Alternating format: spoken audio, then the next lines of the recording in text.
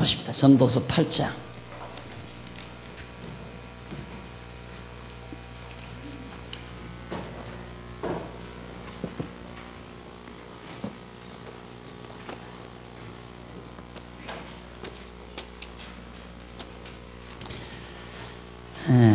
팔장 바른 성경 봅니다.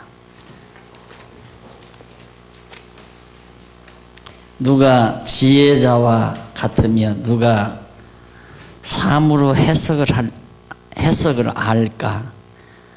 사람의 지혜는 그의 얼굴을 빛나게 하여 그의 얼굴로 굳은 표정을 바꾸어 놓는다. 1절 한 절 봉독해 드렸습니다. 오늘은 전도서 대단원의 장이 바뀌는 날입니다. 그동안 우리 7장까지 해서 해 아래서 무익한 사물, 모든 일이나 물질에 대해서, 물질이나 일들이 해 아래서 다 무익하다. 어디에서? 해 아래서 말이죠. 그래서 조금 매듭을 만들어가는 과정이니까 의미를 정확하게 하고 8장으로 넘어가도록 하겠습니다. 해 아래서라고 하는 말은 시간 아래서란 말도 되고 공간 아래서란 말도 되고 형상 아래서란 말도 됩니다. 해 아래의 존재는 시공형의 형태로 그렇게 존재하는 것이 해 아래 것입니다. 태양 아래 있으니까 시간은 물론이죠. 시간이 존재하기 위해서는 공간이 필요하고, 공간이 필요하기 위해서는 또 형상이 반드시 필요합니다. 그래서 이제 해 아래 세계는 형상 세계라는 말도 되고, 형상이 있기 때문에 공간 세계이기도 하고, 공간이 있기 때문에 또 시간이라고 하는 개념도 만들어지게 됩니다. 자, 그래서 그동안 이제 전도서 솔로몬이 해 아래서 사물이 모든 일이나 물질이 다 무익하다. 해 아래서는, 해 아래서가 아니라 해 아래서는 그 말이죠. 그러니까 해 아래서가 아니면 다 무익한 것이 아닐 수 있다는 가능성을 가능성이 게재된 그런 용어입니다. 그동안 우리는 하나님이 없다고 생각하고 영원한 세계가 없다고 생각하고 바로 이 해 아래의 것이 존재다라고 생각한다면 만사는 다 무익하다라는 얘기입니다. 그래서 무익하다고 하는 그 말은 대전제가 해 아래서란 말, 즉 시간 아래서, 형상 아래서, 공간 아래서란 말이다. 자, 그럼 거기까지 우리가 정리가 됐으면 그 다음 이제 8장에 넘어오면서 8장 1절부터는 8장부터 그 이하 12장까지는 교재 4499페이지, 4498페이지 제2절 여호와의 영원한 행사.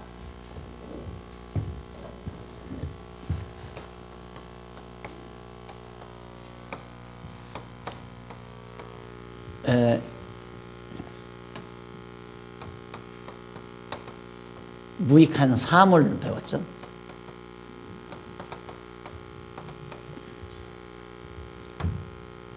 이 절이 이제 영원한 행사.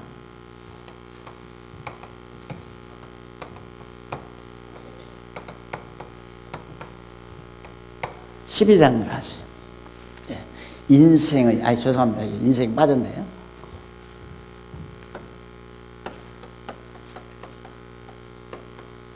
여기는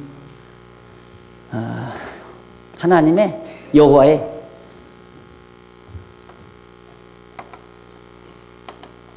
여호와의 영원한 행사. 인생들의 죄송합니다. 차가 빠졌네. 인생들의 무익한 행사, 모든 인생들이 행하는 일이나 가지고 모든 재물이, 물질이 다 무익하다. 어디에서? 전제가 해 아래서. 2절은 이제 여호와의 영원한 행사. 이걸 여러분들이 이제 명심할 일은 이것을 수평적으로 대등하게 이렇게 분류하시지 말고 여기에서는 이제 수직적으로만 또 분류해도 안 됩니다. 영원한 것과 시간적인 것, 해 아래서의 것과 하나님의 영원한 세계와 해 아래서의 세계와 하나님의 영원한 세계는 상대적으로 분리될 수 있는 성질의 것이 아닙니다. 그렇다고 해서 또 수직적으로 분리돼서도 안 되는 일입니다. 이 관계는 그래서 이제 내가 영원이라는 말 함부로 자꾸 거론하지 말라고 그랬죠. 쉽게 그렇게 거론되는 얘기가 아니니까. 근데 그래서 그걸 가장 그냥 전달하기 좋은 그런 방안으로 창안해낸 용어가 있습니다. 그것이 바로 이 영원이라는 말, 영원이라는 말이 시공형을 내재적으로 내재적으로 초월한 것이다. 이 영원에 대한 성경신학적 정의, 간단한 정의입니다. 영원이란 뭐냐? 시간과 공간과 형상을 내재적으로 초월한 것이다. 이 말이 참 어려운, 불가능한 얘기거든요. 인간의 보편적인 사고방식으로는. 그 말을 쉽게 여러분들이 전해 들으려면 쉽게가 아니죠. 예수님이 그런 말씀을 했어요. 내가 너희 안에, 너희가 내 안에, 하나님이 우리 안에, 우리가 하나님 안에. 그러면 이제 하나님이 최고고, 그 다음 이제 예수님이 이제 사람이 되셔서 오셨으니까 그 다음 아니에요? 그 다음 인간이란 말입니다.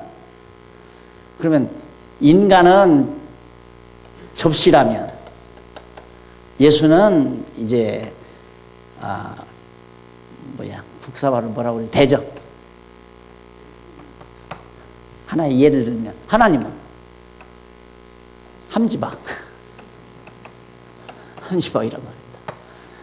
자, 그럼 접시 안에 대접이 못 들어가잖아요. 그래서 영혼이라는 게 이해하기가 어렵다는 얘기입니다.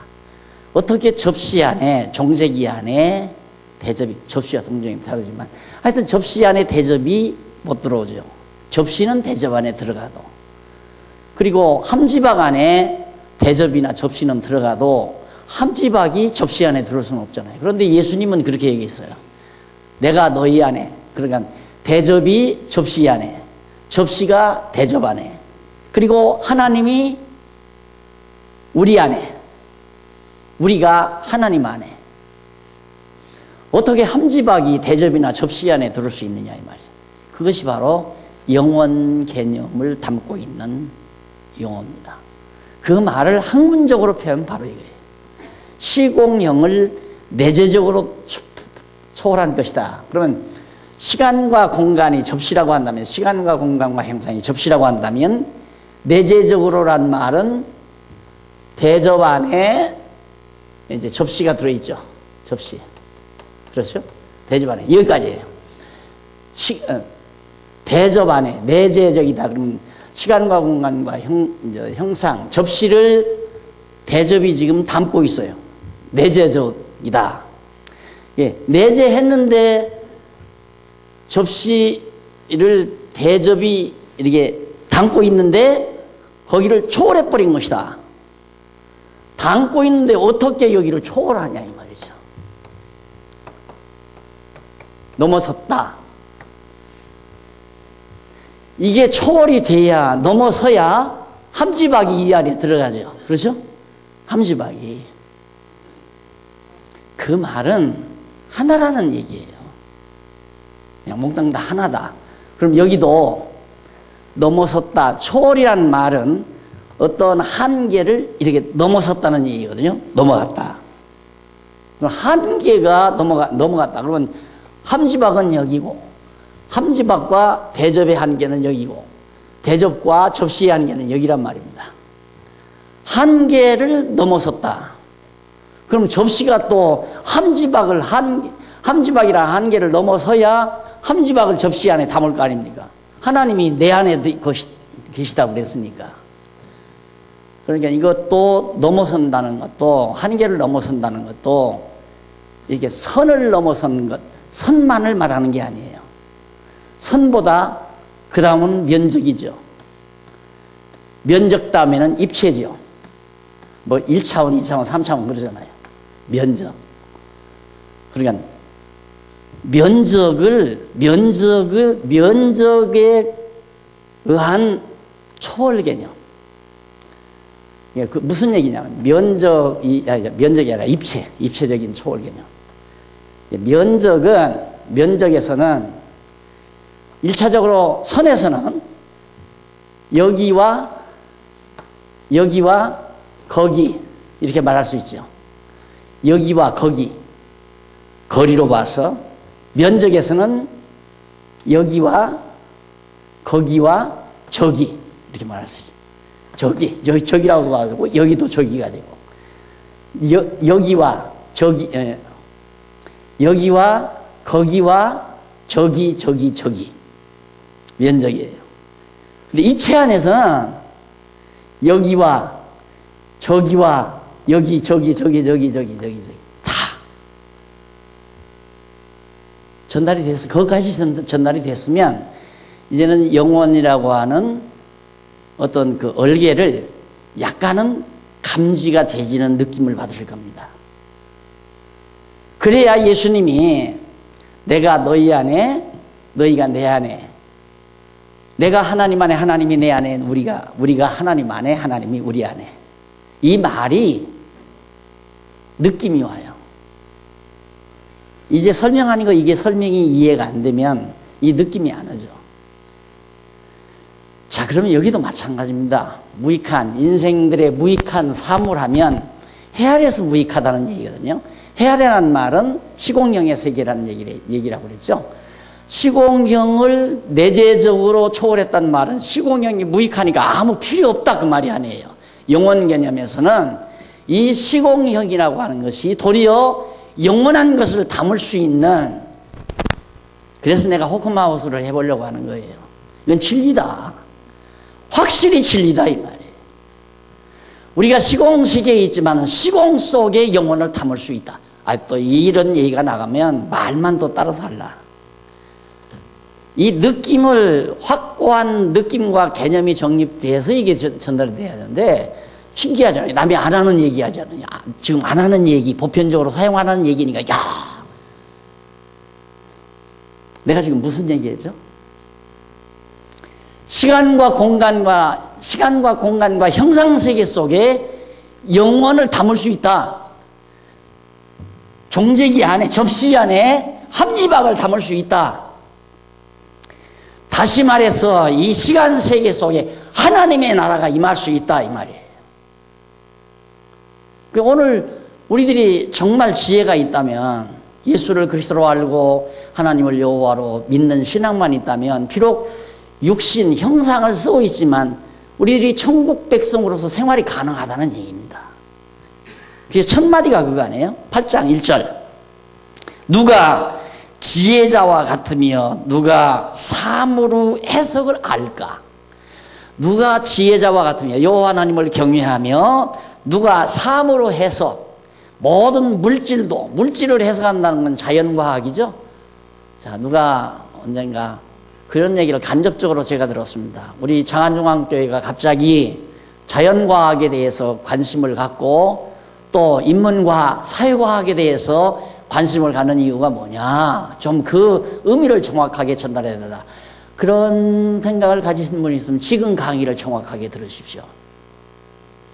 지금 그런 그 인문과학이나 자연과학, 사회과학, 이것은 사실 그렇습니다. 자연과학 터전이에요. 하나님께서 자연을 창조하셨죠. 뭐 하려고? 인간을 지으려고. 오늘 보니까, 신문 보니까 일면에 송광 장로님께서 기고하신 글이 나오더라고요.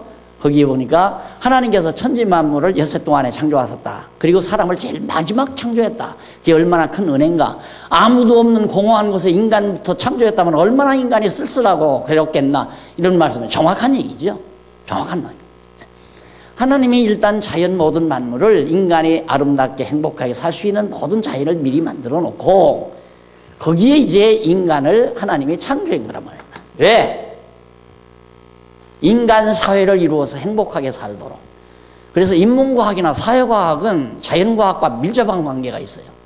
자연은 인간의 삶의 터전이고 또 사는 주체는 인간이고 그 인간이 살면서 만들어내는 하나의 집단 사회가 바로 사회과학이고 사회현상이고 이게 다 연결이 되어 있단 말입니다.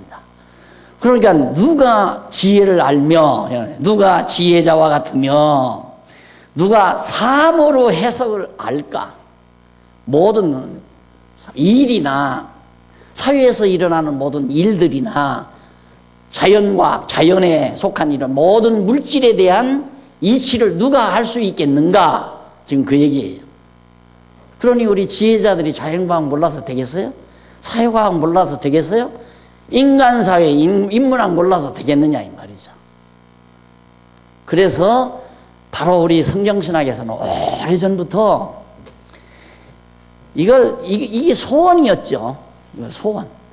어서 이 연구원, 그 연구원을 만든 게 로고스 신학연구원입니다. 원래는 로고스 신학연구원을 통해서 그렇게 하려고 했던 거예요. 그래서 늘 로고스 신학연구원이 태동되면서부터 우리는 언젠가는 이제 통합학문 작업을 해야 된다. 통합학문 작업이라고 하는 것은 인문과학, 사회과학, 자연과학을 통합해서 완전히 성경신학으로 용해시켜가지고 하나의 학문으로 정착하는 이 거대한 작업을 반드시 해야 된다. 그런데 그걸 하려니까 우선 사람이 필요하잖아요. 연구하는 사람이. 그래서 신학연구원을 통해서 이제 연구위원, 처음에 연구위원을 차출해내고 연구위원 속에서 이제 전문 연구위원들을 차출해내면서 이제 여러 가지 여건 만들면 거의 되지 않겠나. 그 다음 이제 중단이 되는 거야. 이게 완전히 이제 막 교회가 여기 서져가지고 여기저기 서지고 노예가 이루어지고 총회가 이루어지고 하니까 그 다음부터는 연구가 목적이 아니라 목회가 목적이에요. 목회의 정신이 다 나가버린단 말입니다. 연구하는 것도 목회하기 위한 연구고 성경을 연구한다는 것은 학문을 연구한다는 것은 누구 가르치기 위한 게 아니거든요. 자기 되기 위한 것이지. 내가 깨닫고 내가 성숙하기 위한 건데 일단 지도자가 되어버리면 자꾸만 가르치기 위해서 뭔가 해나가는 내가 알고자 하는 진리를 알고자 하는 욕구에 의해서 탐구가 나가야 하는데 그러다 보니까 이제 설교, 소위 이제 전통적인 설교 중심의 강의가 나가기 시작하고 그다음 성경신학과는 점점 거리가 멀어지는 그래서 위기를 봉착한 거죠, 사실상. 그래서 이미 그 로고스 신학연구원은 제가 그걸 발기해서 만들어낸 거지만은, 목사님들하고 해서 만들어낸 거지만, 체제상 그게 완전히 노예에 속해 있는 거란 말입니다. 강남 노예에. 그런데 내가 독자적으로 그걸 나 도로 찾겠다. 그 말이 안 되잖아요. 일단 선언이 돼서 노예에 소속된 건데. 그리고 또 우리 성도님들이 너무너무 저도 역시 믿을만하고 또 특히 우리 장로님들 믿을만하고 그래서 그냥 우리 장안중앙교회 독자적으로 성경신학연구소에서 본래 의도하는 목표하는 종합학문 정립에 맹진을 해야 되겠다 이렇게 생각을 해서 3년 전부터 우리 장로님들에게 발설을 했고 지난 1년 동안 여러분들의 의견 다 수렴을 해서 금년 초에 공동모회를 통해서 이제 정리가 된 겁니다. 된 이유가 바로 그거예요. 누가 사물을 알까? 지혜. 누가 지혜자와 같으며 정말 지혜자와 같다면 지혜자라면 그 말이죠. 지혜자라면 사물의 해석이 가능한 자라 돼요. 모든 일과 물질에 대한 해석을 할 수 있는 자가 지혜자다 말이에요. 하나님 여호와만 경외해서 지혜자가 아니라 사물의 해석을 할 수 있는 자가 사물로 해석하는 것이 학문이거든요. 되잖아요. 확실한 거예요. 너무 분명해요. 또 이미 이루어지거나 다름없고 이루어질 것이다가 아니에요. 종합학문은 반드시 이루어진다. 왜? 지혜가 있다면 그 말이에요. 지혜가 있기 때문에. 여호와를 경외하는 지혜가 있으면 사물에 대한 해석이 가능한 겁니다. 그래서 모든 세속적인 학문들, 파편적인 학문이 아니죠. 파편적인 정보조각지들입니다. 내가 볼 때는 우리 김기용 목사님은 소학이라고 그러던데, 소학이라고 하면 학자들이, 대학자들, 박사들이 다 열불 날 거 아니에요. 뿔딱지 날 거 아니에요. 소학이라고는 할 수 없고, 초등학교 소학이래요. 이 세상 학문이. 그것도 박사가 안 된 양반이 하면 저 무식한 소리 한다 하지만 그 양반도 어젓한 당당한 박사예요. 서울대에서 받은 박사학위. 인정받은 학자란 말입니다. 학자가 학문을 해놓고 소학이라고 그러는데 대학이 아니다. 소학이다. 난 소학이라는 말보다는 정보 조각지들이다. 뭐 여러 가지 잡다한 정보 조각지들, 파편 조각지들, 더 좀 정확하게 얘기하면 퍼즐 조각들이에요. 퍼즐 조각들. 이걸 누가 정확하게 잘 맞출 수 있느냐 이 말이에요. 해석한다는 말은 이 조각지들을 잘 맞출 자가 누구냐, 이게 종합학문을 하는 거란 말입니다. 우리는 가능해요. 확실하게 가능한 거란 말입니다. 가능하기 위해서 지금 호크마우스 한 거, 호크마우스라고 하는 것은 뭐 노인으로 와서 생활하는 거 아니에요. 거기 돈 싸니까, 돈이 값이 싸니까 그냥 경제적으로 와서 경제적 도움 받아 살자고 하는 것이 아니에요. 거기는 정말 지혜로 자기 남은 여생 일생을 다스리며 사는 것이기 때문에 아까도 말했지만 천국을, 영원한 천국을 시간세계, 우리 시간세계에 지금 있지만 천국을 우리 시간세계에 끌어들이기 위해서 우리는 성경이 진리라고 믿으니까 성경 진리대로 시도하는 곳, 이게 호크마우스예요. 그리고 그거에 대해서 구체적으로 연구해서 쓰고 가르칠 수 있는 게 성경신학 연구소고. 그러니까 젊은 사람들은 부지런히 성도대학 부지런히 하시고, 그 다음 로고스 신학원 열심히 하시고, 그리고는 이제 호크마우스로 들어오셔서 거기서 이제 마지막 이제 연구원, 일생 동안 연구원으로서, 성경신학 연구원으로서, 같은 연구원으로서 자기의 삶 속에 하나님의 나라를, 그래서 물어볼 것 없이 들어와가지고 뭐 싸움하고 무슨 신경기를 내고 욕심부리고 막 그날로 퇴출이에요. 그날로. 학교거든요, 이게. 학교니까 제가 원장이에요, 소장. 이게 목사는 안 무서웠지만 소장은 무섭단 말입니다. 그날로 그냥 정학 처리를 하든가 제명 처리를 하든가 하고 나가야 돼요. 거기 천국을 이루려고 하는데 와서 욕심이나 부리고 삶이나 하고 신경질이나 내고 그러면 되겠어요? 어디 어지러워졌으면 자기가 눈이 어지러워졌으면 자기 눈이 거슬리면 자기가 해요. 왜 이 문 밖에도 청소를 안 해? 이럴 사람은 나가야 돼. 거기서 나가야 돼. 보기 싫은 사람이 하는 거야 그냥. 저는 생각만 해도 흥분이 돼요. 설렘이 있어요. 그런 생각만 해도. 이 호크마우스를 한번 시도해. 그러니까 지혜를 이론만이 아니라 실제 삶 속에 실현한다고 하는 건 이건 정말 흥분할 일 아닌가. 천국을 한번 실현해 보겠다는데, 이건 목사님 이상이지. 글쎄 이상일지 이상이 아닐지 난 성경이 그렇다고 하니까 성경대로 우리들이 가능하다는 거 확신하는 거예요. 왜 시간세기 안에 영원한 것이 왜 못 들어오느냐 이 말이죠. 들어오죠. 예수님이 그랬잖아요.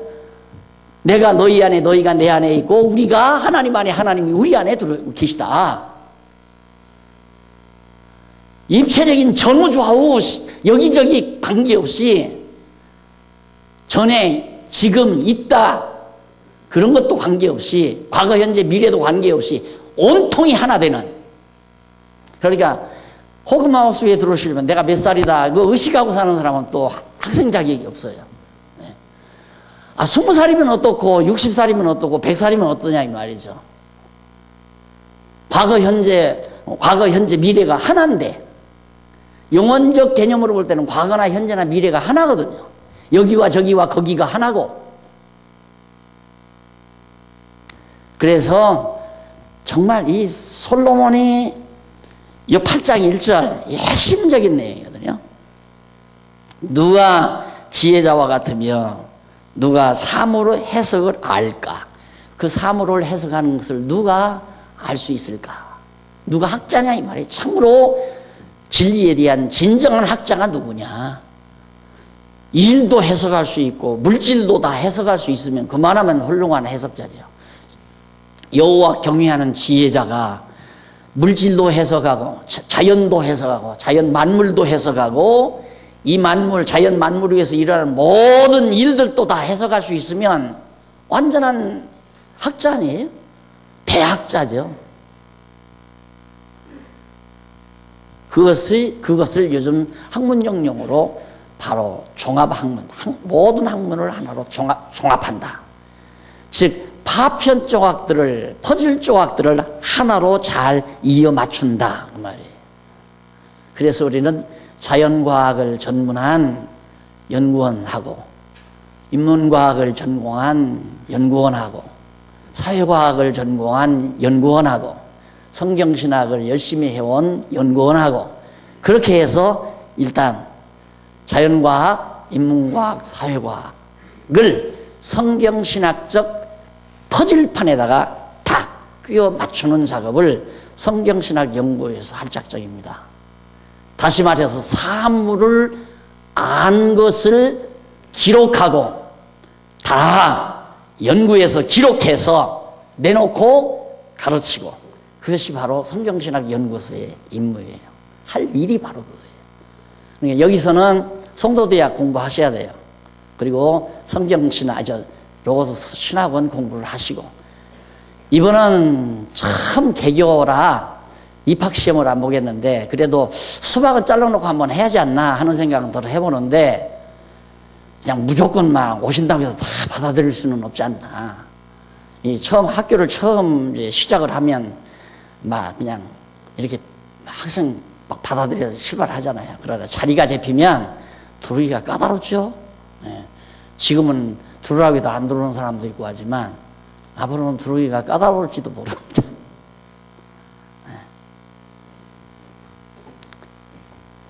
이제 알기는 알겠는데 설명은 못하겠죠. 영혼에 대한 감각은 오기는 오는데 이걸 어떻게 설명은 할 수가 없겠지. 나도 설명을 못하겠어요. 이 정도밖에는. 사도 바울이 영원한 것을 맛보고 나서 삼층천까지 갔다는 게 영원한 곳 같다는 게 삼층천이 1층천, 2층천, 3층천 아니에요. 입체 세계, 영원한 세계죠. 그걸 갔다 와가지고는 말을 못하는 거예요. 말을 못하겠다. 예수님도 마찬가지죠. 예수님도 제자들하고 이렇게 가르쳐놓고는 내가 여기 너희들하고 같이 있어봐야 되지 않겠다. 나 가는 게 낫다. 왜 그러냐면 내가 이렇게 인간의 몸을 입고 와서 인간으로서 상대적으로 제자 삼고 스승 삼아서 이렇게 가르치는 건 한계가 있다. 이 한계가 있어가지고 내가 가서 보혜사 성령을 보내면 보혜사 성령이 와서 이것을 가르칠 수 있지 않겠느냐 이 말이에요. 영원한 것을 가르칠 수 있지 않겠느냐. 그래서 예수님 가셔서 보혜사 보낸 거거든요. 그러니까 성령이 여러분의 마음속에 감동해서 감각이 오면 영원한 감각을 느끼게 되죠. 그래서 그냥 여기냐 저기냐 이것이냐 저것이냐 이런데 그냥 매이거나 또 나는 60살이다 50살이다 30살이다 20살이다 이런 연령에 대해서 또 시간에 대해서 굉장히 궁색하게 마음 먹고 살거나 조급하거나 이런 것들이 점점 사라져버리는 그래서 그냥 지금부터 영원한 삶, 영원한 하나님 나라의 삶을 살아가다가 입은 옷이 남노하고 때묻었고 그러면요 얼마나 좋아요. 온종일 막 머지구덕에서 막 일하다가 저녁 때 일 끝나고 나서 딱 목욕탕에 가서 막 싹 벗고 옷 싹 갈아입고 샤워하고 옷 갈아입고 나면 시원하잖아요. 그것이 세상 사람들이 생각하기에는 죽음의 고비라는 말입니다. 죽음의 고비. 근데 우리는 죽음의 고비가 그렇게 일 끝나고 샤워하는 거나 똑같은. 그래서 그렇게 여러분의 머릿속에 입력을 자꾸 들어서 그 감각을 익혀야 돼요. 그래 익혀야 점점 숨이 좀 가빠오더라도 나 지금 샤워 끝난다, 샤워 다 끝난다, 꼴깍. 샤워 딱 끝나고 옷 새로 딱 갈아입는 순간에 얼마나 기분이 좋아요. 그게 죽을 만한 거죠. 세상 사람들이 생각할 때 죽을 만한 것이란 말입니다. 그렇게 돌아가시는 우리 권사님들이나 장로님들을 보면 호크마우스는 성공하는 겁니다. 아무개장 너 아직 나이 젊은데 나 먼저 갈게 빠이빠이 하고 편안한 모습으로 그 다음 바로 읽어보세요. 거기 보면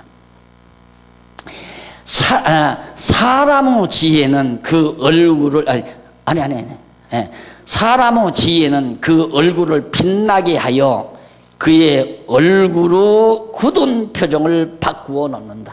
얼굴이 환하게 인간들이 가지고 있는 지혜다.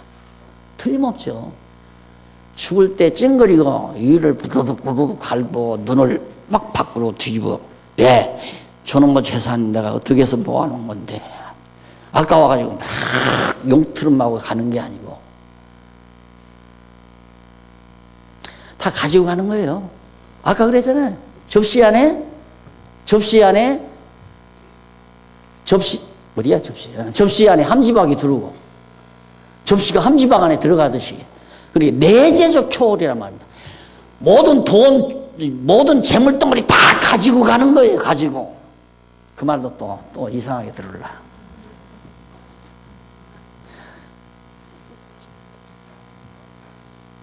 정말 참 성경이 대단한 겁니다. 내가 죽었다 깨나도 12번 죽었다 깨나도 이걸 어떻게 알겠어요 제가. 그냥 성경 안 보고 그냥 몸부림치고 막 그게 성경 모르고 그런 걸 알으려니까 여기 미간에 선이 생겼다니까 둘이 이렇게 성경 없으면 그걸 어떻게 알겠어요. 그래서 누가 지혜자와 같으며 하는 1절로부터 그 이하 1절로 8절까지가 바로 하나님께 맹세한 왕명을 수행하는 자는 화를 모르게 된다. 화가 없다. 하나님께 맹세한 왕의 명령을 왕의 명한 바를 수행하는 자는 화를 모르게 된다. 당연하죠. 오늘 우리의 왕이 누구예요? 예수 그리스도죠. 예수 그리스도는 하나님과 맹세한 관계에 있는 분이에요. 하나님과의 약속을 하고 이 땅에 오신 우리 교회의 머리 되신 왕이시라 말입니다. 왕의 명령을 따라 행하는 자 화가 없죠. 있을 수가 없죠. 한번 읽어볼까요? 자, 자꾸 이게 바른 성경하고 개혁 성경하고 교재에는 개혁 성경이 나오는데 여러분들이 가지고 계신 건 바른 성경이라서 하여튼 참고해서 보십시다. 2절 내가 권고하니 너는 왕의 명령을 지켜라. 왜냐하면 이는 네가 하나님께 서약하였기 때문이다. 너는 왕 앞에서 조급하게 물러가지 말고 악한 일에 가담하지 마라. 왕은 자기가 좋아하는 것은 무엇이든지 행하기 때문이다. 왕이 주권자이기 때문에 당신 좋아하는 대로 행하는데 우리가 우리 마음대로 내 마음대로 행한다? 화가 있죠. 왕이 자기 좋은 대로 행하려고 하는데 내가 왕의 기뻐하는 대로 행치 않고 내 마음대로 행하려고 하면 왕이 가만 놔두겠어요? 지금 그 예를 들어서 하는 얘기입니다. 그러니까 일국의 왕이 또 앉아있는데 대신들이 다 앉아가지고 왕의 의도를 받들어서 그게 왕정정치예요. 그게 왕정정치. 민주정치는 그렇게 하면 안 되죠. 백성들의 의견이 뭔가. 그게 민주정치는 그건 정치라기보다도 그냥 그건 민주정치라고 하는 건 정치가 아니라 결국은 민주정치의 힘의 정치예요. 왜 그러냐면 10명의 백성이 있더라면 백성들이 다 이권이 다 달라요. 10명의 이권이. 어떤 사람은 빵가게하고 어떤 사람은 호다리 장사를 하고 어떤 사람은 농사를 짓고 어떤 사람은 회사원이고 뭐 각각 직업이 다 다르니까 자기에게 유익한 쪽으로 일을 행하고 싶어 한다 이 말이에요. 그러니까 왕이 다스리는 게 대통령이 다스리는 게 아니라 백성이 다스려야 되는데 말만 민주정치지 대통령이 그냥 딱 되면 자기와 막 소위 막 코드 맞다고 그러죠. 코드 맞은 할 수 없는 거예요. 그걸 나쁘다고. 세상이 그런 건데 그게 힘 아니에요? 어쨌든 백성들이 세워주니까 잡았다. 이제는 잡았으니까 나와 정책을 같이 하는 사람들을 다 막 너나 할 것 없이 다 대통령 다 그러잖아요. 그렇게 사기 때문에 결국 세워놓고 실망하는 분들이 참 많죠. 예. 세워놓고 실망하는 분들이. 근데 왕정 정치는 그게 아니에요. 왕이 자기 하기 좋은 대로 하려고 하야 딱 마음 먹고 있기 때문에 왕말 거역했다가는 그날로 대신에 있어 쫓겨나 버리고 말죠. 대신들은 다 그건 그냥 왕 심심하니까 야 내가 그렇게 하려면 어떠냐 그러면 왕이 뭐 황송하오나 뭐 어쩌고저쩌고 뭐 다 자기 그렇게 하시라는 쪽으로 다 하잖아요. 거기서 반대 의견을 냈다가는 왕 한번 기침 나왔다가 그날 그 다음날 가서 애기 보고 있어야 돼요. 그 얘기거든요. 그러니까 이게 이제 바로 하나님의 나라 절대자 절대 주권을 가지고 나라를 다스리시는 하나님의 나라에 대한 한 모형을 이런 방법으로 솔로몬이 이제 예를 들어서 설명하고 있는 겁니다. 그러면서 너는 왕 앞에서 조급하게 물러가지 말라. 조급하게 물러가지 말고 악한 일에 가담하지 마라. 악한 일이나 왕이 싫어하는 일에 가담하지 말라 이 말이에요. 왕은 자기가 좋아하는 것은 무엇이든지 행하기 때문이다. 왕은 자기 좋은 대로 다 행하려고 그러는데 왕 좋아하는 걸 싫어하면 악한 일이죠. 그건 왕 의사에 반대하면 악한 거란 말입니다. 사람도 그러잖아요. 예를 들어서 10명이 있다. 10명이 모였는데 거기에서 제일 그래도 뭐 파워가 있는 사람이 있다. 그럼 그 사람 의견 반대면 그러면 나쁜 놈이에요.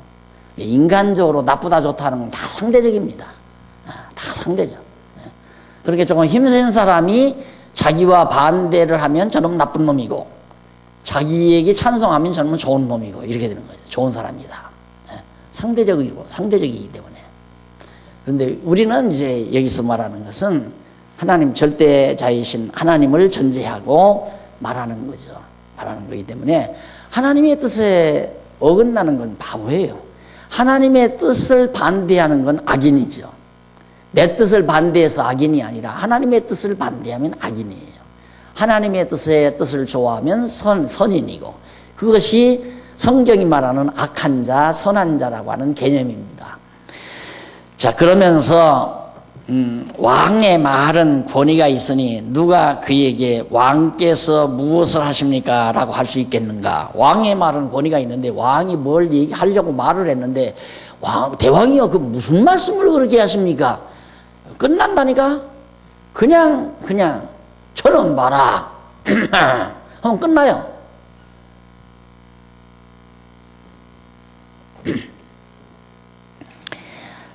그리고 5절 명령을 지키는 자는 해를 당하지 않을 것이나 지혜로운 마음은 적절한 때와 방법을 알고 있는 것이다.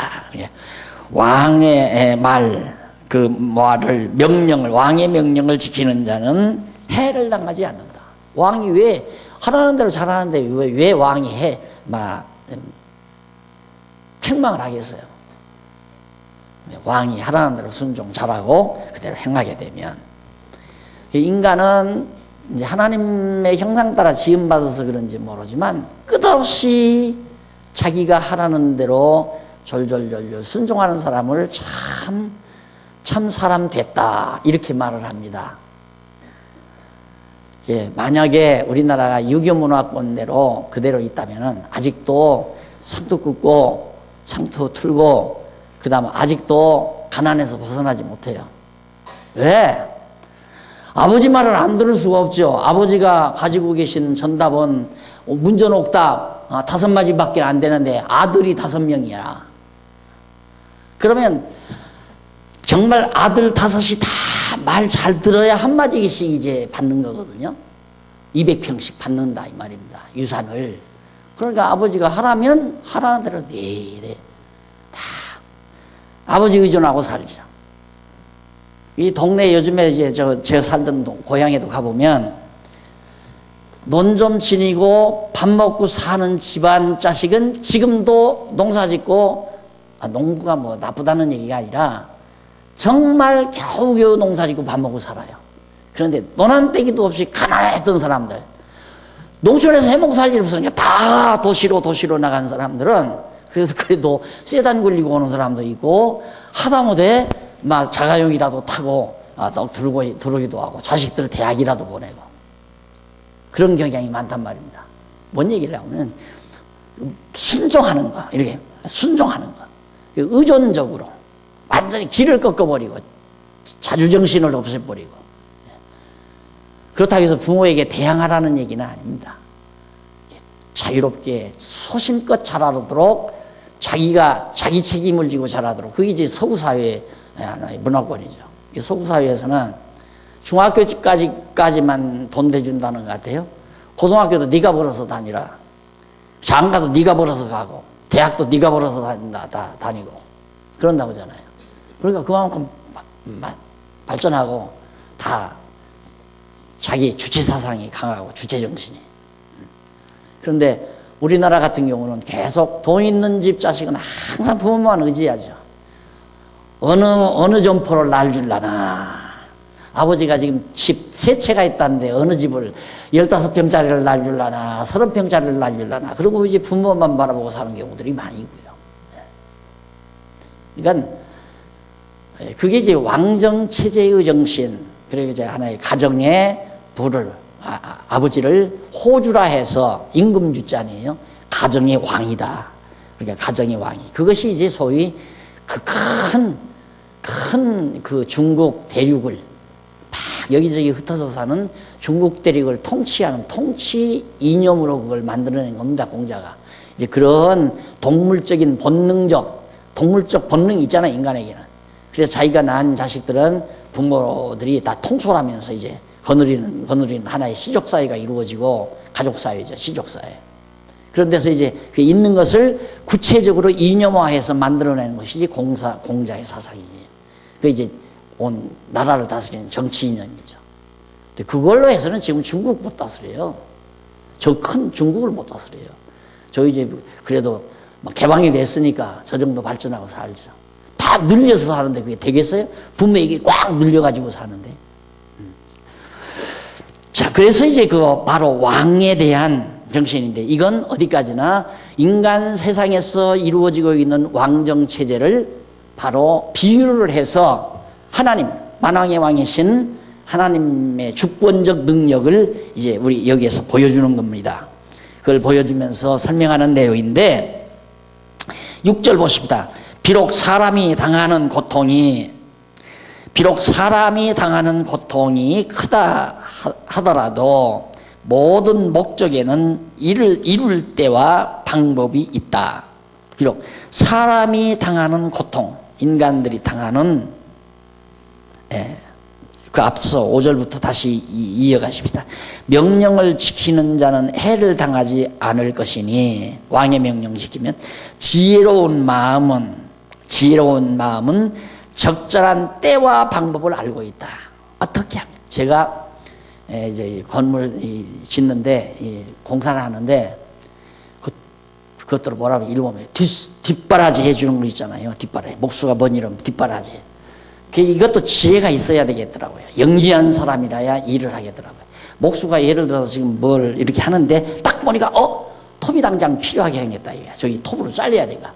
그러면 목수가 가져라고 하기 전에 가서 톱을 갖다 대령해 놓고, 또 거푸집을 이렇게 맞추는데 딱 보면 저게 지금 20cm짜리 폭이 필요하구나. 그러면 얼른 목수가 가져라고 이전에 갖다 딱딱, 그러면 배나 일이 빠르겠더라고요.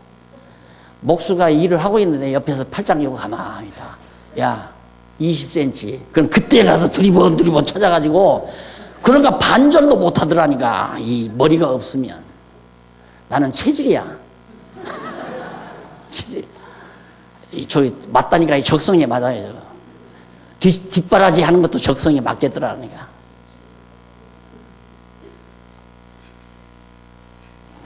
그리고 목수 대목 어른이 나만 올라가면 아이고 목사님 들어가 계세요 들어가 계세요 그래. 귀찮으니까.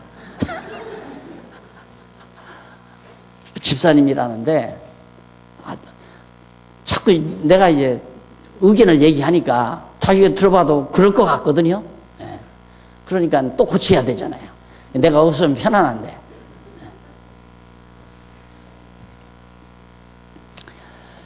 그 다음 이제 7절에 보면 사람이 장래일을 알지 못하니 우리가 어떻게 장래의 대진리를 어떻게 알겠어요? 누가 장래일을 그에게 말해줄 수 있겠느냐? 장래 대진리를 감히 누가 장래에 이렇게 됩니다 하고 감히 누가 그렇게 말해줄 수 있겠느냐? 아무도 말 못한다. 왜? 주권은 주권자이신 왕에게 있는데 하나님께 있는데 하나님이 장래일을 다 정해놓고 해가시는데 건방지게 자기가 자기 마음대로 자기 하고 싶은 대로 하려고 하는 것 자체가 어리석고 미련한 거죠. 그러니까 지혜자라면 자기 마음대로 하려고 안 해요. 자기 마음대로 하려고 안 하고 자기 마음대로 안 되더라도 이것이 왕이신 하나님께서 주권자이신 하나님께서 해가시는 일이로구나 하고 받아들여야만이 범사에 감사가 나오죠. 그렇잖아요? 범사에 감사한다는 것은 모든 일이 하나님의 선하신 뜻대로 하나님께서 행하신다고 인정하고 받아들여야 돼요. 그런데 그게 못 받아들이면 이 일이 이렇게 돼야 되는데 왜 이렇게 되느냐 이래놓으면 이제 열불나는 거예요. 속상하고 못 참고 견디지 못하고 그게 스트레스 받고 그러면 이제 이거 핏줄하나 살짝만 터져버리면 끝나는 거예요. 그 다음에는 어제인지 오늘인지 저것이 이것이 저것인지 아무것도 모르고 사는 거죠. 그냥 되는 대로 사시라고요. 편안하게 하나님이 하시는 대로 감사합니다. 정말 하나님의 뜻대로 이루어진 것에 대해서 범사에 감사하며 사는 삶, 그게 지혜자죠. 모든 일에. 이번에 손해났는데 어떻게 감사해요? 손해난 게 감사하다 이 말이에요. 손해난 걸 감사하게. 이번에 투표해서 떨어졌는데 어떻게 감사해요? 하지 마 그럼. 누가 하랬어?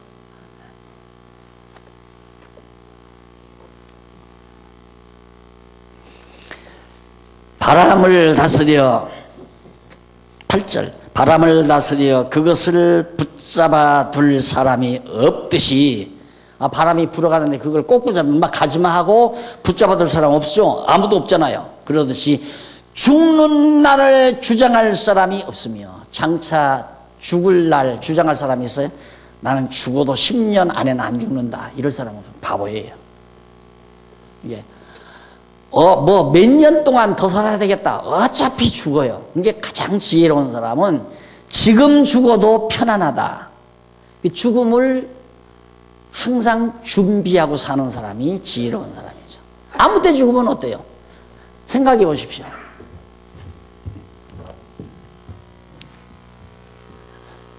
앞으로 이제 호금하우스에서 가끔 우리 어른들 모시고 같이 얘기할 내용들이거든요. 자, 평면적으로 그리십시다. 자, 평면적으로. 이것보다 이렇게 그리니 훨씬 실감이 나겠죠. 이렇게. 우리들 관념이 바로 이게 천국이고 이건 세상이고 이렇게 생각하니까 세상, 시공세계, 이건 영원한 천국 이렇게 생각하니까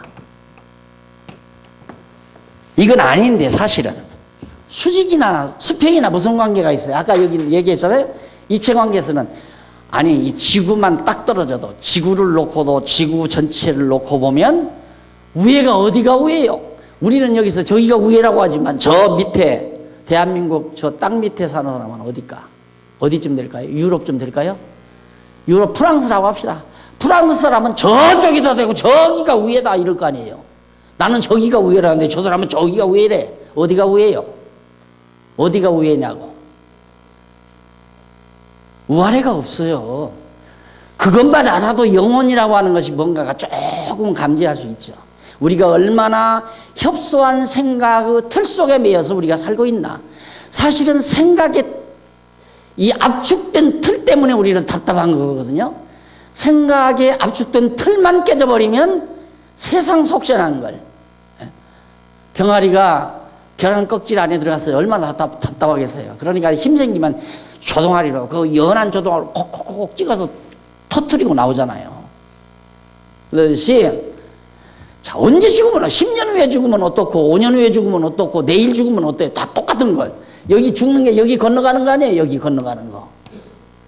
자, 우리의 신앙이 여기서부터 완전히 세상에 매여서 그냥 지지고 보고 그냥 고민하고 괴로워하고 울고 불고 그러면서 조금씩 하면서 점점 어떻게 막 이제 하나님의 나라가 상당히 이루어졌죠.